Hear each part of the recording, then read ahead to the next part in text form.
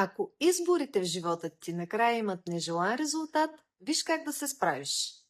Случвало ли ти се да знаеш какво искаш, а накрая пак да избереш нещо, което не ти носи удовлетворение?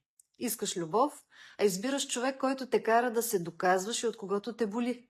Искаш спокойствие, а живееш в напрежение. Искаш уважение, а получаваш критика и пренебрегване. И после си казваш, как пак отново се озовах тук. Истината е, че това не е липса на разум.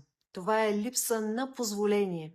Подсъзнателно ти избираш това, което си позволила да бъде възможно за теб. И това е, защото вътрешно имаш граница.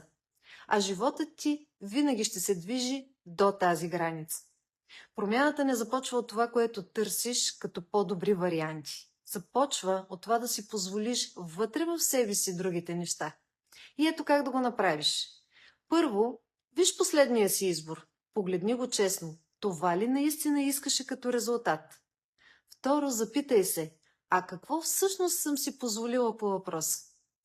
Трето, назови свое ново позволение и започни да мислиш за него поне за месец.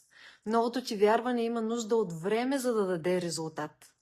Четвърто, направи малък, но различен ход спрямо това ново убеждение, дори да ти е неудобно. Така започваш истинската промяна.